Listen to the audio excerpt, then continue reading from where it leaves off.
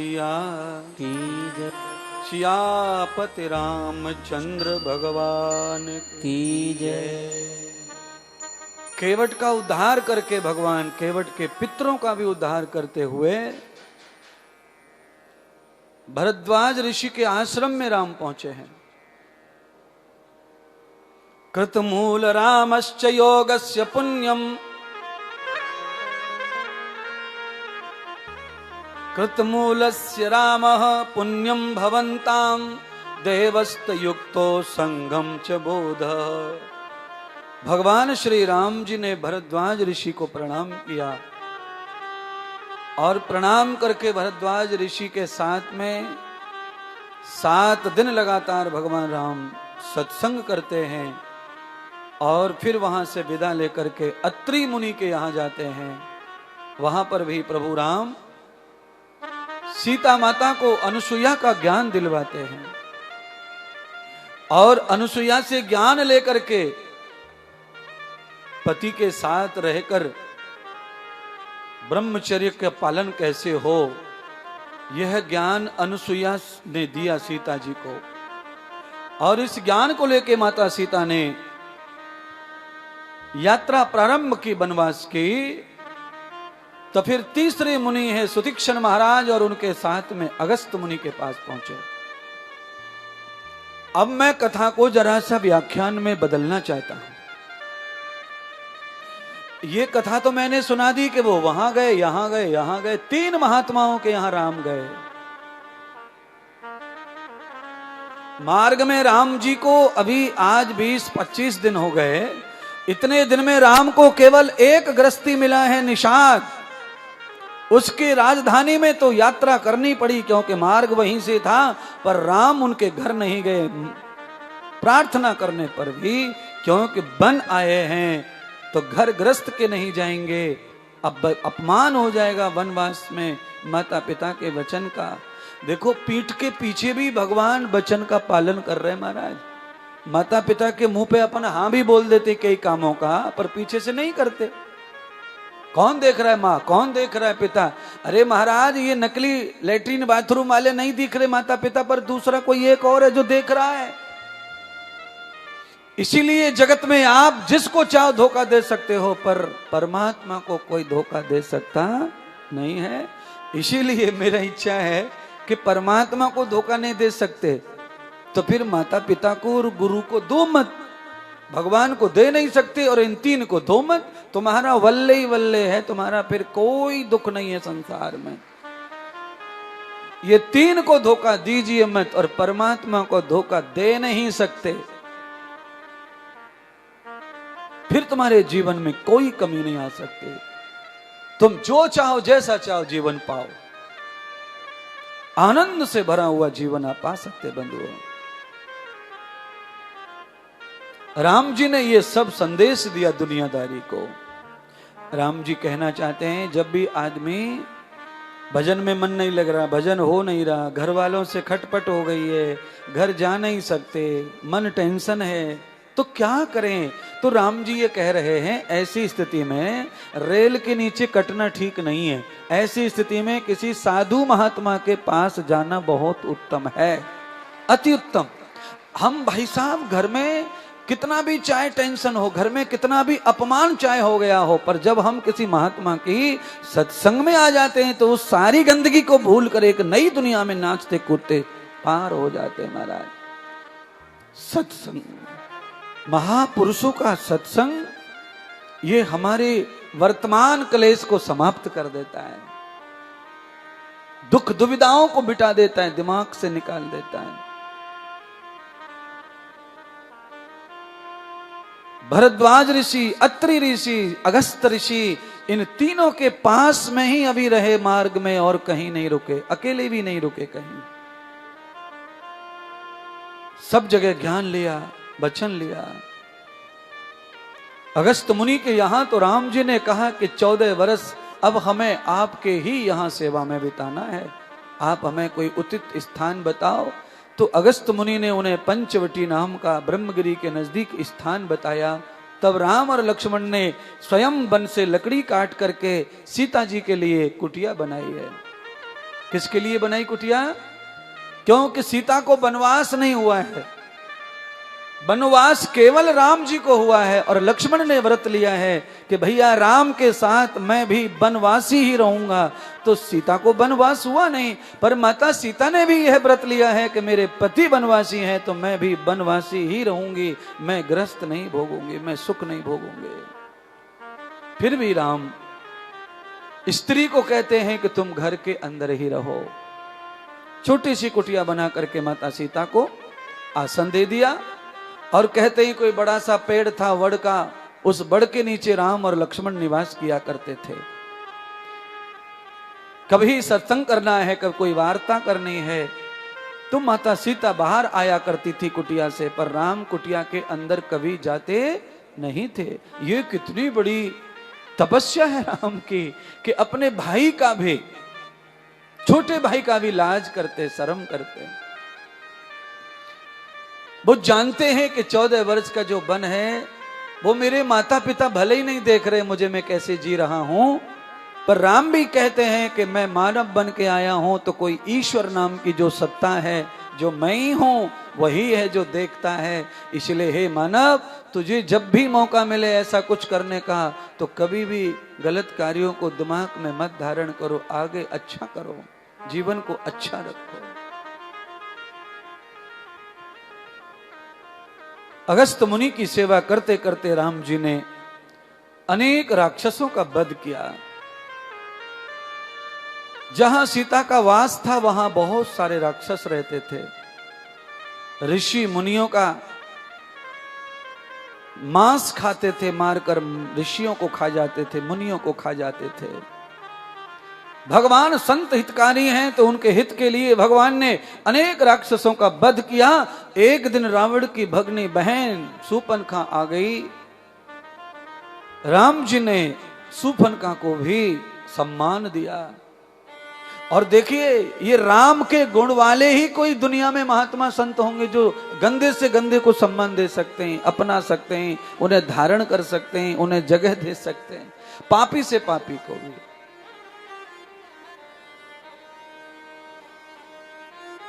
और ये उनका कर्तव्य है, राम जी का कर्तव्य था। पर राम जी के साथ में जब गलत बात करने लगी शूर्पणखा, तो राम जी ने कहा कि शोभा नहीं देता, आप मेरी पत्नी के सामने ऐसी बात कर रही हो, आप बड़ी बेशर्म है, आपको हमारी पत्नी नहीं दिख रही और आप बके जा रही हो, बके जा रही हो, जो मन में आ रहा है। ऐसी ढीठ औरत नहीं बनना चाहिए। आपका जो भी पर्सनल मामला है दिल और दिमाग का, उससे कहीं भी थोड़ा मौन रखो। कम से कम इतना मौन रखो कि उसके घर वालों के सामने बक बक मत करो। अगल बगल बतरा लो, सामने वाला मान जाए तो कर लो ब्याह शादी, जो करना है, नहीं माने तो अलग बात है, पर लेना न देना, जबरदस्ती करना है। शूर्पणखा ने जो शब्द बोला उसे बोल के बताता हूं। शूर्पणखा ने कहा कि मैंने तुमको पति मान लिया है, तुम मुझे पत्नी बनाओ। राम जी ने कहा कि तेरे बाप को है यहाँ पे कछु है, तू जो मान लेगी वो हम मान ले। अरे तू पति मान रही है, मान ले, पर हम पत्नी नहीं मानेंगे तुझको। हमारे पास में जगह खाली है, अगर तुझे मन हो तो हमारे भाई की पत्नी जो है घर रह गई है जंगल में 10-5 साल, जब तक वह तब तक तू सेवा कर ले हमारे भाई की, कपड़े लत्ते धो ले, पैर दबा ले, रोटी बोटी बना दे, खिला दे। ऐसी दल बदलू 5 मिनट ना लगाए फट पहुंच गए लक्ष्मण के पास में। लक्ष्मण ने कहा कि इसका कोई भरोसा, ये तो बड़े भैया पे डोरा डाल रही है, छोटे पे डाल रही है, और हमारे घर रह गए उन पे भी डालेगी। ये काऊ की भाभी ना बनेगी, सबकी बीवी बनेगी, या कि काट ही दो। बोलो अब इतना भी क्या है? इतने भी कितनी हद पार करोगे? कम से कम कहीं तो रुको। बड़े भैया ने छोटे भैया का बोला तो छोटे को चली गई। अब वो बोल दे कि भरत के पास जा, वहां शत्रुघ्न के। है, बड़ी समस्या बात है महाराज। इसीलिए इतनी जो है गंदगी दिमाग में नहीं चाहिए, थोड़ा लिहाज और पर्दा चाहिए, थोड़ा पक्ष चाहिए। यानी कि ऐसा गंदगी है तो थोड़ी दूरियां तो बनाओ।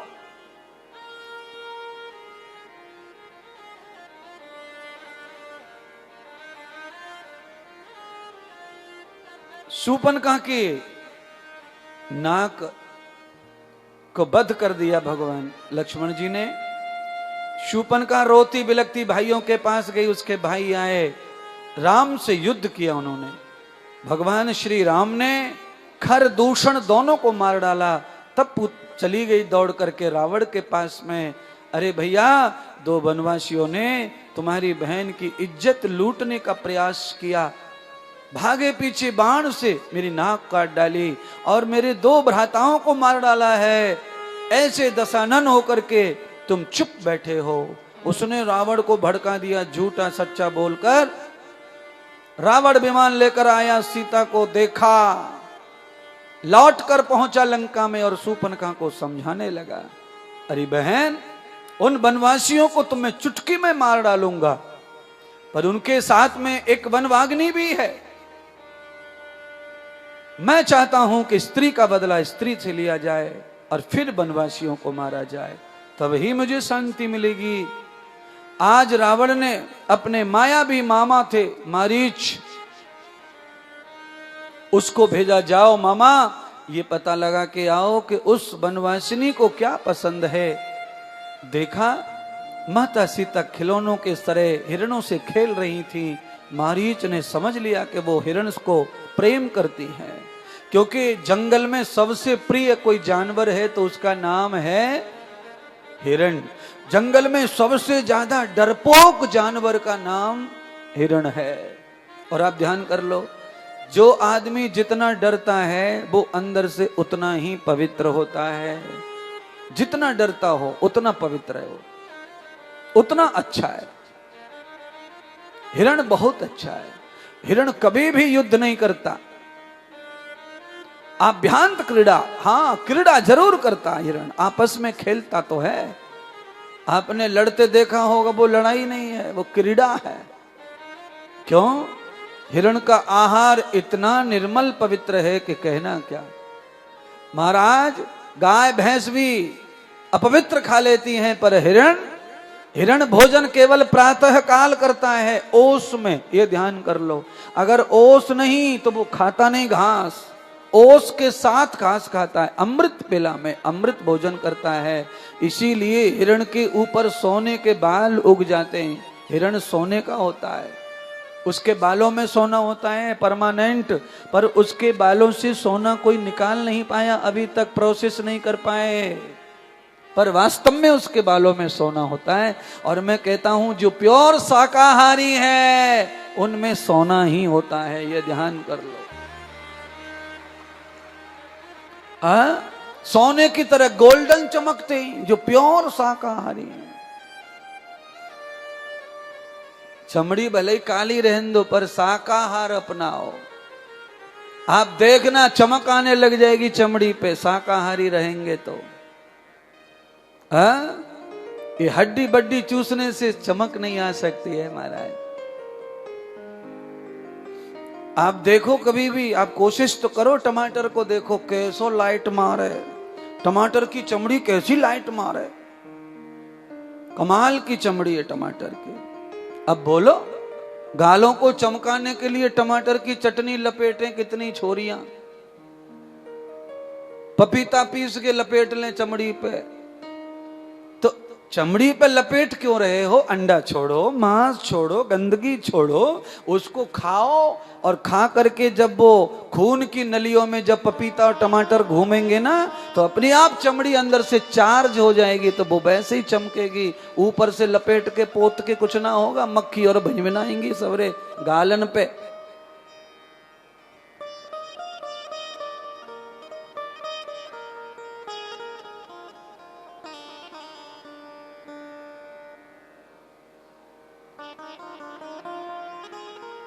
मारीच आज हिरण बन के आया, सीता माता ने प्रभु से कहा, परमात्मा मेरे लिए मनोरंजन के लिए मुझे ये बच्चा चाहिए हिरण का।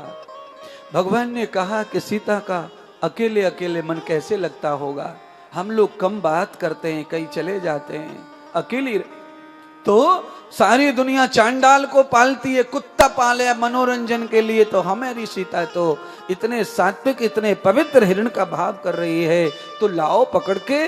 तो जैसे ही राम उसके पीछे पीछे गए हैं तो मायावी हिरण उन्हें लंबी दूर तक ले गया। तब राम ने अपना बाण चलाकर उसे घायल करना चाहा, तो उसका बाण उसके सीने में लग गया पैर की जगह, क्योंकि मायावी था, वो राम के हाथों से उद्धार चाहता था, तो उसने बाण हाथ में से सीने में लगाया। राम राम कहकर उसका तो उद्धार हो गया। आवाज आई, सीता को लगा कि राम विपत्ति में है, लक्ष्मण को मजबूरन भेज दिया राम के पीछे। सीता के लिए लक्ष्मण रेखा खींच के गए, वाणी की, भाभी माँ इस कुटिया के बाहर मत आना, सब दुश्मन हमारे आगे पीछे घूमते हैं। रावण साधु का जोगी का भेष बना करके सीता को हरण कर गया। साधु के भेष में आया रावण और सीता माता को उठा के ले गया। हे राम करती करती सीता विमान में बैठकर चीख चीख कर रोती सीता।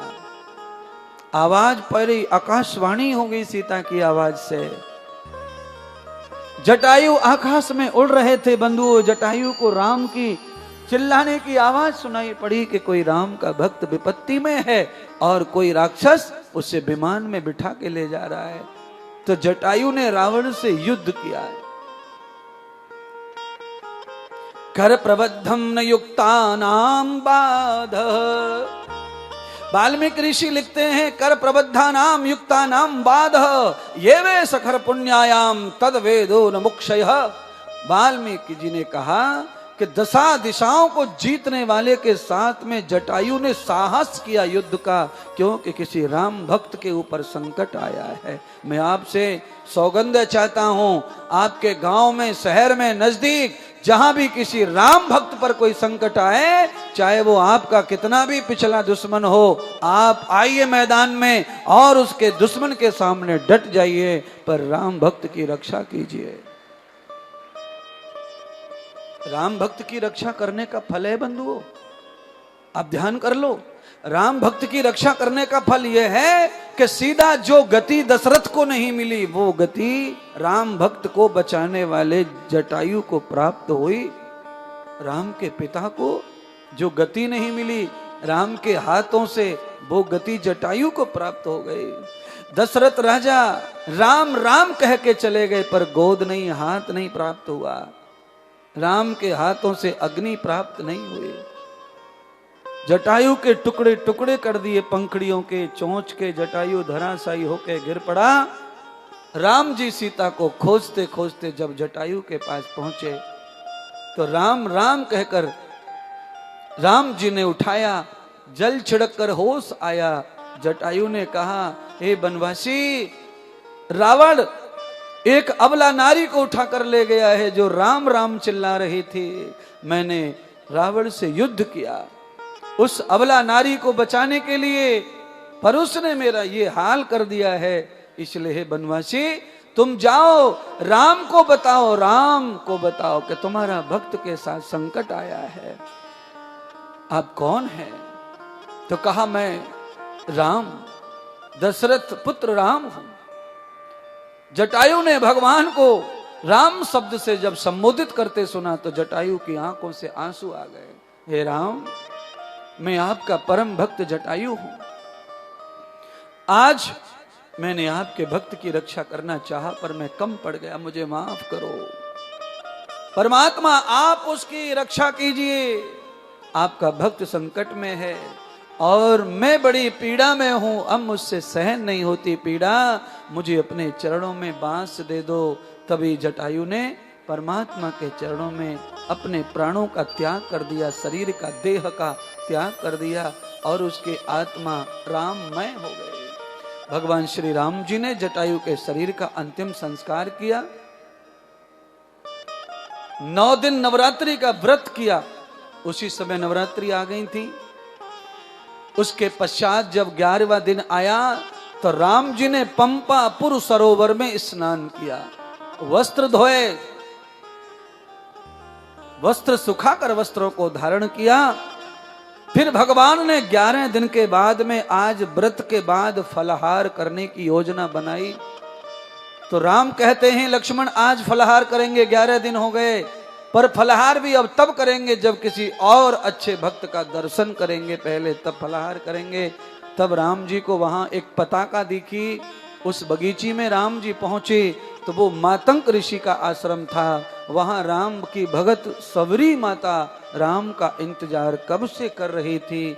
आज राम जब पहुंचे सन्यास के भेष में तो सबरी ने स्वागत किया उनका और उनको आसन देकर बिठाया, उनके चरण धोकर के प्रक्षालन करके चरणामृत लिया और उन्हें भोग लगाने के लिए अब क्या दें क्या नहीं दें। ऐसे समय राम आए कि जिसके घर हर समय राम के लिए कुछ न कुछ ताजा होता था, आज का दिन ऐसा कि कोई फल नहीं जंगल में, सूखे हुए बेर पड़े, सबरी ने वही राम जी को परोसे। राम जी ने सबरी के उन पावन बेरों को खाया। सबरी को भगवान ने आशीर्वाद के रूप में परम भक्ति दी, नवदा भक्ति का ज्ञान दिया और भक्ति देकर के राम चल पड़े। तो सबरी से पूछा लंका किधर है, तो सबरी ने कहा प्रभु मैं नहीं जानती किसी दिशा को, मैंने तो अपने गुरुदेव के आश्रम के अलावा किसी दिशा का दर्शन नहीं किया कभी, मैं तो बंधन में गुरुदेव के चरणों में ही रही हूं। आप जाइए आगे, किष्किंधा राज्य आएगा, वहां पर ज्ञानी लोग रहते, वो आपको बताएंगे। आज परमात्मा राम किष्किंधा की ओर बढ़े चले। जब किष्किंधा की ओर राम बढ़े तो अंजनी पर्वत पर सुग्रीव दुख में राम के भक्त हनुमान की शरणागति में है। सुग्रीव की पत्नी को और बाली ने छिना लिया है अपने भाई की पत्नी को। सुंदर थी, बाली की पत्नी सुंदर नहीं होगी, सुग्रीव की पत्नी बहुत सुंदर थी। अब आप बताओ कि कितना कोई आदमी राक्षस हो सकता है। अगर भाई की पत्नी सुंदर है तो हम ऐसा सोचे बड़े भाई होकर, तो कितना राक्षस, कितना दुष्ट, कितना आताताई हो सकता है। अच्छा ये दुष्ट क्यों था, इतना गंदा क्यों था? क्योंकि रावण का ये परम मित्र था। परम मित्र, रावण का परम मित्र था। ऐसा कहा है वाल्मीकि ने कि रावण ने इसको 6 महीने तक अपनी कांख में बगल में दबा के रखा था। यानी कि बगल में दबाने का मतलब है दोस्त था, पक्का कठोर दोस्त। तो कैसा होगा आचरण? अब रावण जिसका लंगोटिया यार, तो फिर कैसा होगा यार उसका। हनुमान जी ने देखा भगवान वनवासी आ रहे हैं, हनुमान जी दौड़कर आए, प्रणाम किया, पता पूछा। राम जी ने अपना पता बताया, हनुमान जी साष्टांग हो गए, अश्रुपात करने लगे, हनुमान जी रोने लगे। हनुमान जी रोने लगे। राम जी ने पूछा वत्स तुम कौन हो और मेरा नाम जानकर क्यों रो रहे हो? तो कहा प्रभु मैं आपका अनाथ भक्त हूं, मैं अंजनी पुत्र हनुमान हूं और मैं आपका परम भक्त हूं, प्रभु मुझे पहचानो। राम जी ने पहचान रखा था। रामायण में तो हनुमान को राम का भ्राता ही कहा है, क्योंकि हनुमान का भी जन्म उसी यज्ञ के प्रसाद से हुआ, कैकेयी माता के प्रसाद से, कृपा से। हनुमान जी ने चरणों को छुआ, रोए तो हनुमान जी को हृदय से लगा करके श्री राम जी ने भी उन्हें कहा कि सच में तुम मेरे परम अनुज हो, तुम परम भक्त हो हनुमान।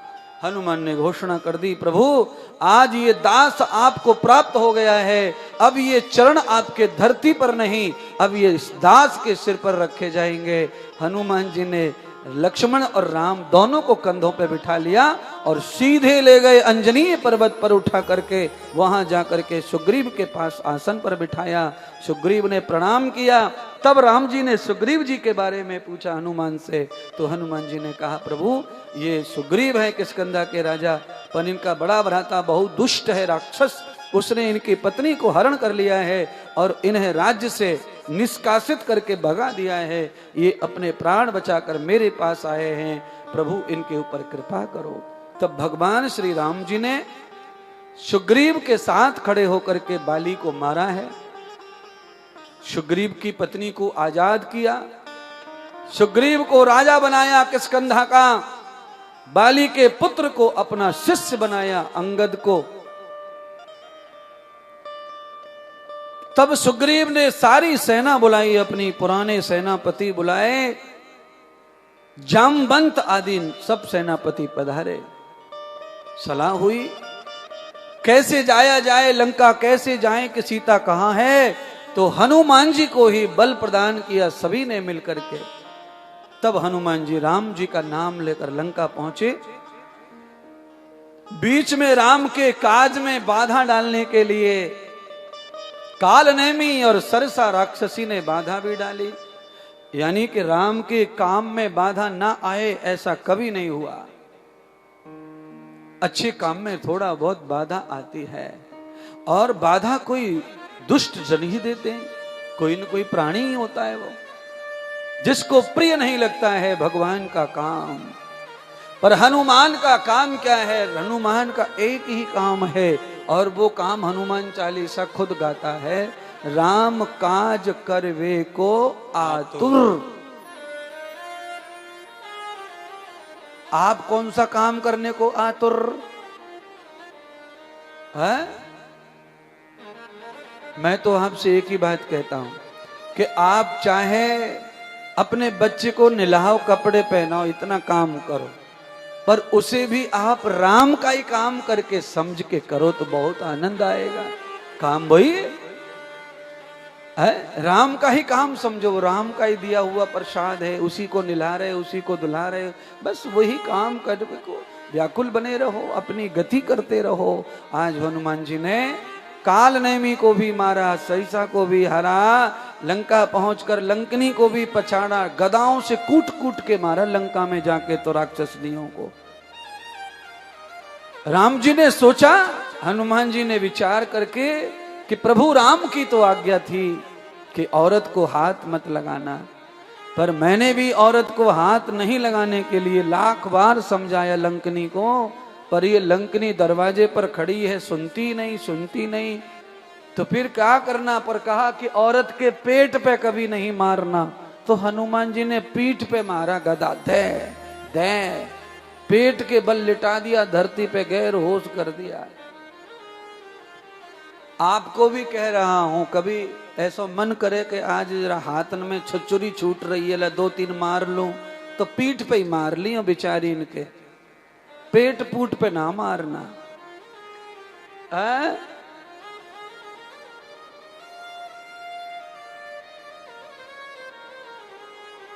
पत्नी सोच रही होंगी महाराज ये कौन सा दे रहे हो ज्ञान है? तो भाई पत्नियों को भी तो दे रहा हूं ना। तुम्हारे मन में कभी आवे कि झाड़ू ज्यादा गंदो हो गए, साफ करना है तो उल्टो कर ले और झड़ा दो, पैर न पे होली खेल लो। क्या है उसमें? होली है, बुरा न मानो होली है, बुरा न मानो होली है, बस। कैसे भी उत्सव मनाना है, घर में उत्सव मनाओ।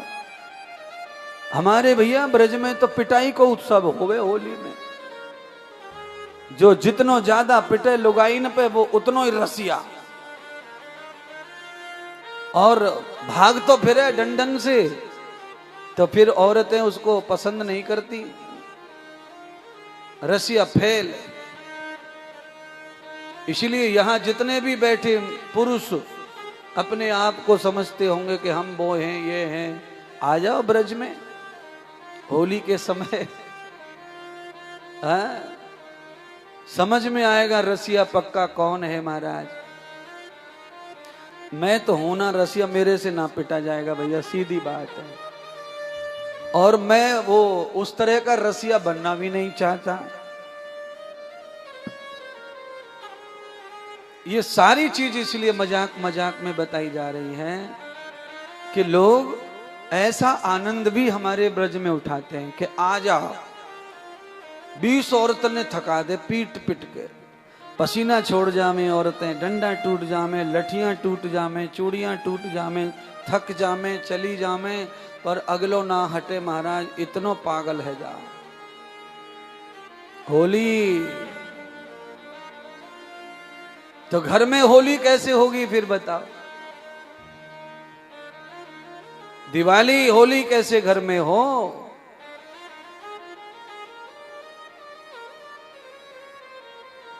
होली और दिवाली दोनों त्योहार हमारे घर में तब आते हैं जब कोई हमारे गुरुदेव हमारे घर पधारते हैं, तो हमारे घर अपने आप फूल आते हैं, रंगोलियां आती हैं, चौक आते हैं, फूल बखेरे जाते हैं, बधाई गाई जाती है महाराज, अपने आप ही होली दिवाली आ जाती है साधु का पैर पड़ते ही।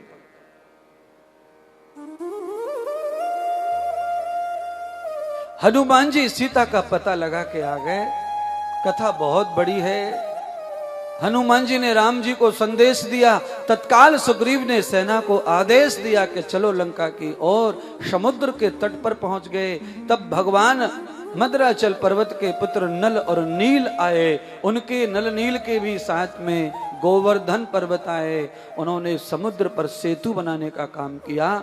जब सेतु बनना प्रारंभ हुआ तब भगवान राम ने शिव जी का ध्यान किया, कैलाश के भगवान का। क्यों? राम जी को मालूम था कि रावण शिव का शिष्य है, तो शिव जी को पहले अपनी तरफ उन्हें बता दिया जाए कि रावण ने क्या किया है। जगत माता जननी को हरण करके ले गया है रावण, इसलिए हे भोलेनाथ आप पधारो। भगवान शंकर को आह्वान करते ही शंकर प्रकट हो गए प्रभु के चरणों में। हे प्रभु श्री राम, हे प्रभु हे हरि, आप आज्ञा कीजिए मुझे क्या करना है। तब भगवान श्री राम जी ने कहा, शिव तुम आ गए हो तो बस अब अपने शिष्य रावण को संभालो। तो भगवान शिव कहने लगे, प्रभु मेरा शिष्य अवश्य है वो, पर मैं उसका संगी नहीं हूं, मैंने उससे नाता तोड़ दिया है। अब आपका संग है परमात्मा, आप आगे बढ़ो, मैं आपको हमेशा रक्षा करके आपकी सेवा करूंगा। तभी राम जी ने कहा, इतने प्रसन्न हो तो हमारे रामादल पर कृपा करो कि तुम यहीं स्थापित होकर ऐसे ही भव पार लगाओ हो दुनियादारी को और लोगों का कल्याण करो। परमात्मा आपका नाम दे दीजिए, मेरा कल्याण हो जाएगा। भगवान शिव जी ने ऐसा कहा। तभी भगवान ने अपना नाम दे करके शिव जी को धन्य कर दिया। तब भगवान शंकर ने 12वें ज्योतिर्लिंग के रूप में समुद्र तट पर रामेश्वर महादेव के रूप में ज्योति के रूप में स्थान ग्रहण किया।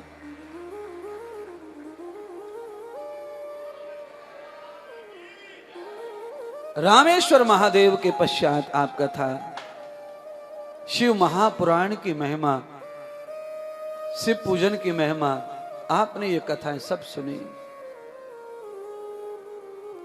इन कथाओं से क्या मिलेगा भाई? इन कथाओं से यह मिलेगा कि राम को पूछो क्या मिला शिव को बुलाने से। राम तो सामर्थ्यवान थे, पर शिव को बुलाया क्यों? भगवान राम ये संदेश देना चाहते हैं, आप चाहे जितने भी ताकतवर हों, पर तब भी सलाह लेनी चाहिए महापुरुषों से, विद्वानों से, देवताओं से, और अपना संग करना चाहिए। जितना संग मजबूत हो जाए उतना संग अच्छा होता है। किसी से नफरत मत करो, संगठन पैदा करो अच्छाई के लिए। भव पार होना है तो संगठन की आवश्यकता है।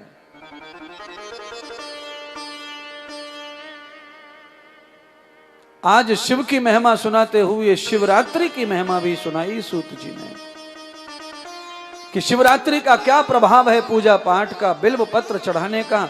एक बिल्व पत्र क्यों चढ़ाते हैं भोलेनाथ पर? तो ये बिल्व का फल का क्या परिणाम क्या है इन पत्तियों का? तो भगवान शिव की कथा सुनाते हुए सूत कहते हैं सौनक जी से कि एक बार जंगल में एक भील अपने बालकों के लिए मांस ढूंढ रहा था, शिकार कर रहा था। बालक भूखे बैठे मनुष्य के, भील था वो जंगल का जानवरों को मार कर खाया करते थे। आज 3-4 दिन हो गए कोई जानवर हाथ नहीं, तो बच्चे तड़प रहे हैं भूख से। तो भील आज शिकार के लिए आया, शिकार कहीं मिला ही नहीं। तो भील रात्रि में रुक गया, इंतजार करने लगा। एक पेड़ पे चढ़ गया सरोवर के किनारे। भील को लगा अवश्य कोई जानवर पानी पीने आएगा। जिस वृक्ष पर चढ़ा वो वृक्ष योग्य से, भाग्य से बेल पत्र का ही वृक्ष था, बिल्व का वृक्ष था। उस पर चढ़ गया धनुष बाण लेकर के।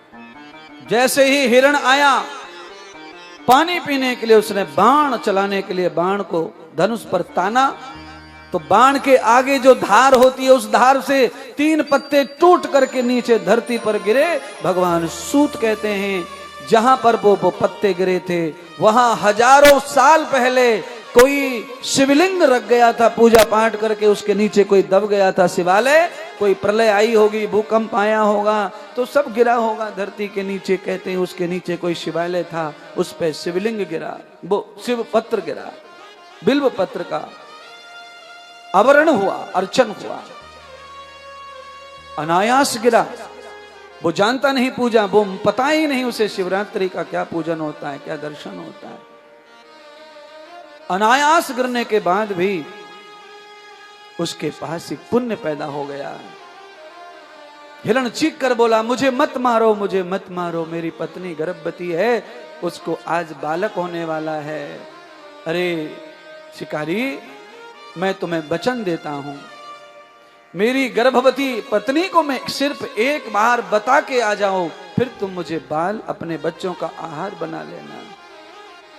क्या पता कैसी बुद्धि फिर गई, इतना शिकार करने के लिए बेताब मान गया, विश्वास कर लिया। जल्दी आना। घर पहुंचा वृक्ष हिरण ने घर पे जाकर सारी कथा सुनाई। हिरण की पत्नी ने कहा स्वामी, पत्नी का मर जाना अच्छा होता है पति के सामने, मैं उसके बालकों के भोजन बन जाऊंगी। ये मेरी बहन है, आप इसके साथ विवाह करके अपना जीवन जीना, मेरे जीवन में सुहाग जाऊंगी तो मेरा कल्याण हो जाएगा। हिरण की पत्नी की छोटी बहन, गर्भवती की बहन छोटी, उसने कहा बहन दीदी तुम्हारे गर्भ में बालक हैं, 2-2 3-3 हत्याएं हो जाएंगी तुम जाओगी तो। अभी मेरे जीवन में कोई आगे नहीं पीछे नहीं, मेरे माता और पिता भी नहीं है, इसलिए बहन आज तुमने मुझे पाल पोस के भला किया है तो मेरा फर्ज है मैं तुम्हारे काम आऊं। आज मैं उस शिकारी के शिकार उनके बालकों का आहार बन जाऊंगी तो मेरा भी कल्याण होगा, तुम्हारा ऋण चुकेगा।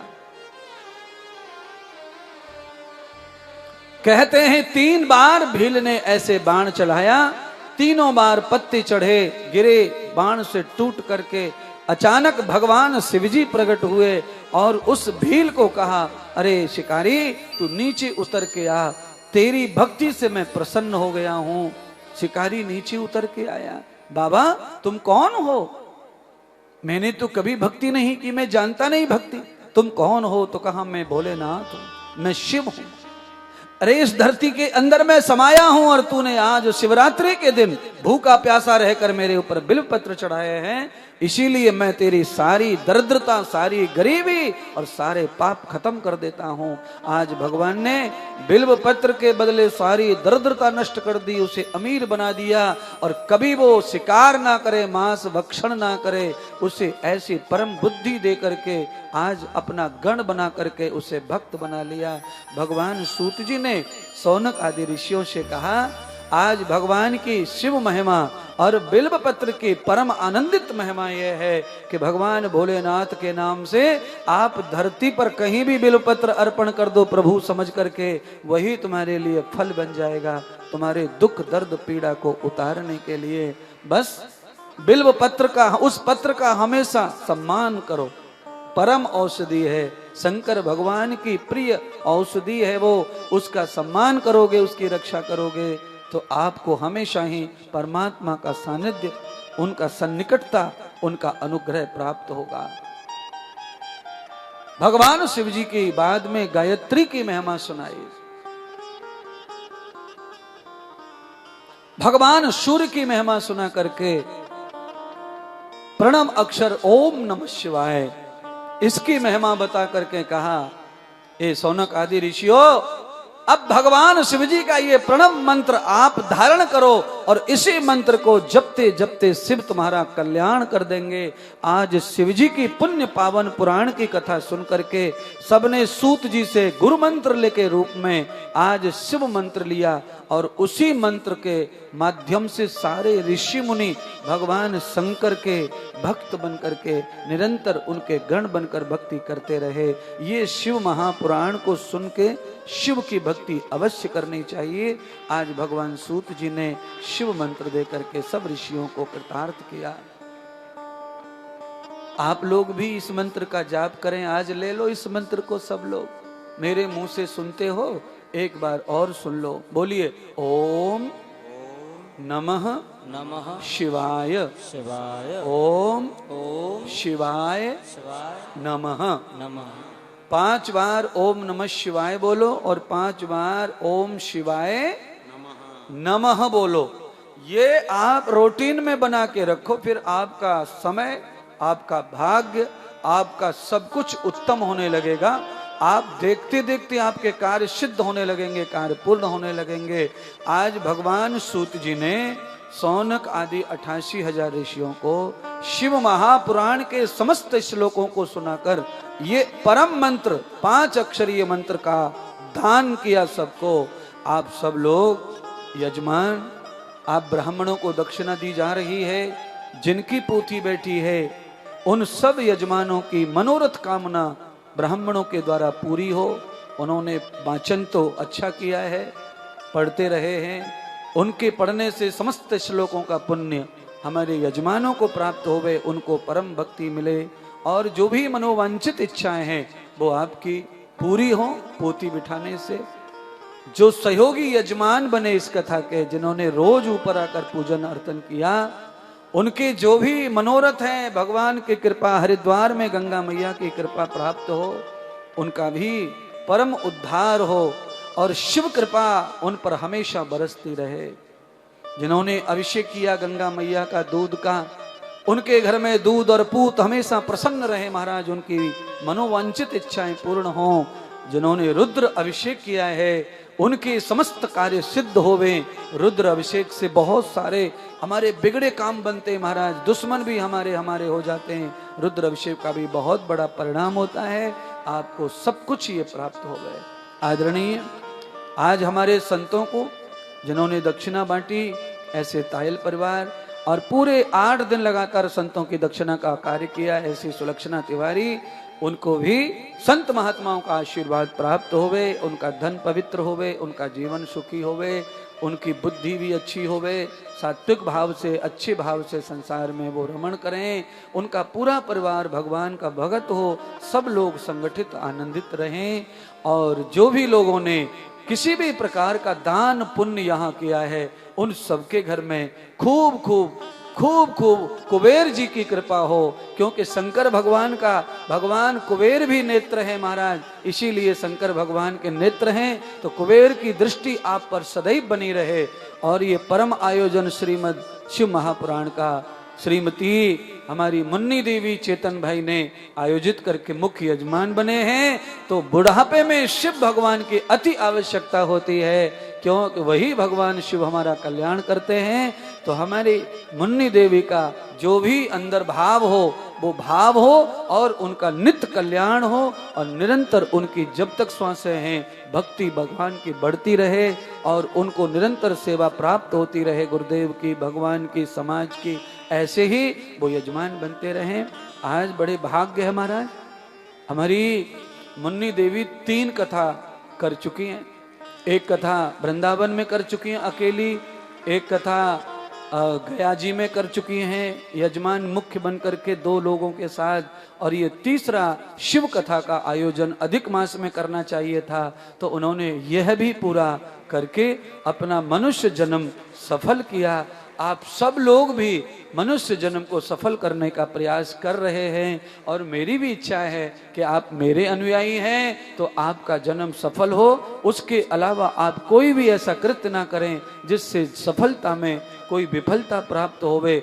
सब लोग आनंद पूर्वक यथार्थ यथा समय अपने अपने गंतव्य को जाएं, हरिद्वार में रहें। बहुत तेज गंगा मैया बह रही हैं, अपने आप को संभाल कर रखें। आज हमारा चैनल कैमरा भैया तनक सी भूल हो गई, कहाँ गया होता पता ही नहीं था हमको, तो वो कहाँ है। हमें तो पता चला जब गिर गया, लोग बता रहे तब, हमें नहीं पता कब गिरा। इसीलिए आप सब लोग सावधानी के साथ में अब शिव पूजन करेंगे यजमान आकर के, और सभी यजमान आगे आकर के आशीर्वाद लेंगे। मैंने कहा ना, नारियल और कलश भी सबको लेना है आशीर्वाद के रूप में। और सभी हमारे ब्राह्मणों ने जो शुभ काम किया हमारे यजमानों कल्याण के लिए, और हमने भी उनको यथार्थ दक्षिणा प्रदान की यजमानों की तरफ से, ब्राह्मणों का आशीर्वाद मिले। और आचार्य पंडित जी जो थे उन्होंने बहुत बढ़िया सब पूजा की हंसते हंसते, और बहुत बढ़िया यजमानों ने सब पंडितों को खुश रखा, विदाई की अच्छी, और बचा कुचा हम भी सबकी विदाई अच्छी करें। ऐसा करके आप सबका बहुत बहुत कल्याण हो। आइए अब हम सब चलेंगे, और मैं आधा पौना घंटा यहाँ रहूँगा। अगर आप थोड़ा प्यार बनाए रखेंगे तो आपको आज दर्शन मिलेगा पोथी का और चरणों का, आप आनंद ले पाएंगे। और फिर बस विदाई होगी, और हमारी भी दूसरे काम बहुत सारे हमने ले रखे, उन कामों को हम पूरा करेंगे आपके बाद। और आपको अभी से हम विदा करते हैं। आप पंडाल से बाहर कहीं भी रहिए, आनंद लूटिए, कमरे आपके ही हैं, आप जितने दिन चाहे रह सकते हैं। और बस आज के बाद वो सब कमरा आपका ही है। धन्यवाद।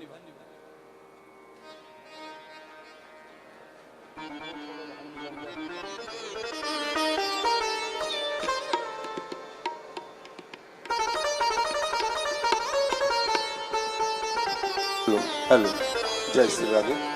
मुख्य यजमान मंच पर पधारेंगे मुन्नी देवी तथा चेतन, एवं सह यजमान मंच पर पधारेंगे, तथा सभी पोथी के यजमान मंच के सामने पधारेंगे। और आप सभी भक्तजन अपने अपने जगह पर खड़े रहेंगे। यहाँ पर सभी का गुरुदेव जी ने साधुवाद दिया है। पुनः एक बार जिन जिन भक्तों ने, जिन जिन सहायकों ने, जिन जिन अतिथियों ने, जिन जिन साधु संतों ने यहाँ पर सहयोग दिया, उन सभी को साधुवाद देते हुए हम आरती के लिए बढ़ते हैं। आइए मंच पर सभी सहयजमान जल्द से जल्द पधारने का कष्ट करेंगे।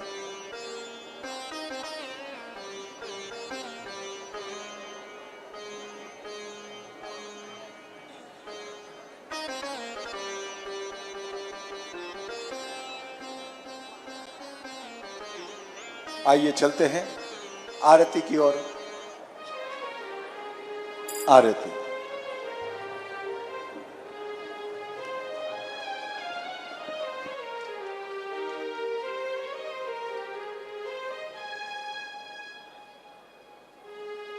ओम जय शिव ओंकारा, स्वामी जय शिव ओंकारा। ब्रह्मा विष्णु सदा शिव, ब्रह्मा विष्णु सदा शिव, अर्धांगी धारा। ओम जय शिव ओंकारा। एकानन चतुरानन पंचानन राजे, पंचानन राजे। हंसासन गरुड़ासन, हंसासन गरुड़ासन। व्रतवान साजे।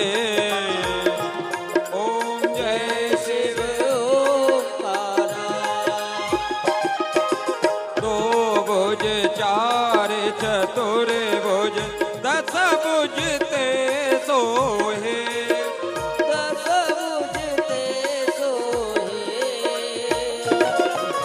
तीनों रूप निरखता, तीनों रूप निरखता।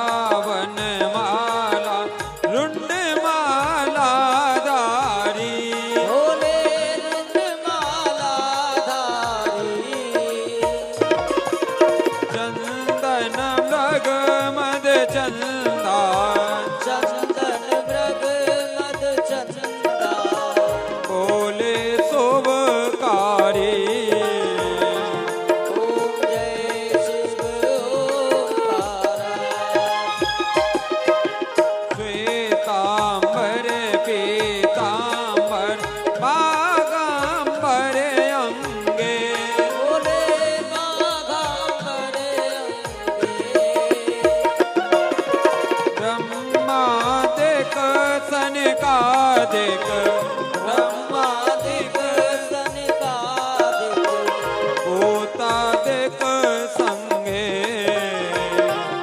ओम जय शिव ओंकारा। गुण स्वामी जी की आरती जो कोई जन गावे स्वामी प्रेम सहित गावे कहत शिवानंद स्वामी जपत हरि हर स्वामी मनवांचित फल पावे ओम जय शिव ओंकारा। ओम जय शिव ओंकारा स्वामी जय शिव ओंकारा ब्रह्मा विष्णु सदा शिव ब्रह्मा विष्णु सदा शिव अर्धांगी दारा ओम जय शिव ओंकारा ओम जय शिव ओंकारा ओम जय शिव ओंकारा ओम पात्र मध्ये सुतं तोयं रामितं शङ्करोपरि अङ्गलग्नं मनुष्याणां सर्वं पापं व्यपोहति जलेन शीतलीकरणं पुष्परदेवाभिवन्दनं स्वात्माभिवन्दनं मन्त्री मन्त्रपुष्पाञ्जलिः हरिः ओं जग्नेन जग्नमय जन्तदेवा तानि धर्माणि प्रथमान्यसन्नदेहनाकं महिमानः सचन्त यत्र पूर्वी साध्याः सन्ति देवाः ॐ राजाधिराजाय प्रसय्यसाहिनी नमो वयं वै श्रवणाय कुर्महे समे कामान् कामकामाय मह्यं कामेश्वरो वै श्रवणो ददातु कुवैराय वै श्रवणाय महाराजाय नमः ॐ विश्वतच्चक्षुरुत विश्वतो मुखो विश्वतो बाहुरुत विश्वतस्वात् संबाहुभ्यां धमति सम्पदत्रीर्द्यावा भूमि जनयन् दैवैकः हरिः ओम् एकदन्ताय विद्महे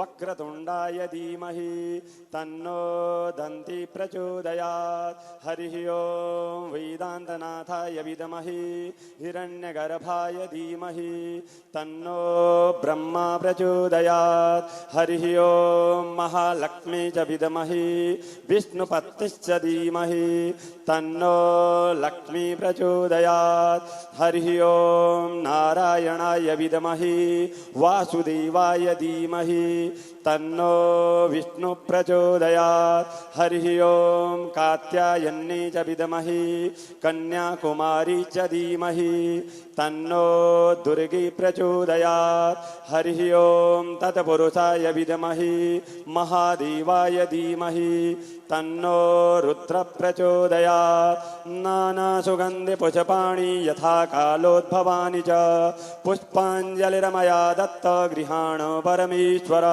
स्वस्ति सांगाभ्यां च परिवाराभ्यां सायुधाभ्यां सशक्तिकाभ्यां च वाहनाभ्यां नमः आवाहि देवी देवताभ्यो नमः भवानी शंकराभ्यां नमः श्री शिव महापुराणाय नमः मंत्रै मंत्रपुष्पाञ्जलिं समर्पयामि परिक्रमा जी तीर्थानि प्रचरन्ति श्रीकाहतानि खङ्गिणः तीखागुंसहस्रयो जने वधन्वानि तन्मसि साष्टांग नमस्कारः नमः सर्वहितार्थाय जगदाधार हेतवे साष्टांगोय प्रणामस्मि प्रयत्नेन मया कृत अन्यथा शरणं नास्ति त्वमेव शरणं मम तस्मात् कारुण्यभावेन रक्ष मां परमेश्वर गतं पापं गतं दुःखं गतं दारिद्र्यमेव च आगता सुखसम्पत्ति पुण्याहं तव दर्शन शिवी भक्तिर्भवे भवे अन्यथा शरणं नास्ति त्वमेव शरणं मम मत्समः पातकी नास्ति पापग्नि तत्समानहि एवं ज्ञात्वा महादेवी यथा योग्यं तथा कुरु प्रेम से बोली गजानन गणपति भगवान की जय, अंबिका महारानी की जय, सांची दरबार की जय, लक्ष्मी नारायण भगवान की जय। पवन सुत हनुमान की जय। गंगा मैया की जय, चंडी मैया की जय, जय। मनसा मैया की जय, जय। भारत माता की जय, जय। बद्री विशाल भगवान की जय, जय। केदारनाथ भगवान की जय, जय। श्री शिव महापुराण की जय, जय। श्री किशोरी धाम की जय, जय। आज की आनंद की जय, सदगुरुदेव भगवान की जय। ओम नमः पार्वती पतये हर हर महादेव।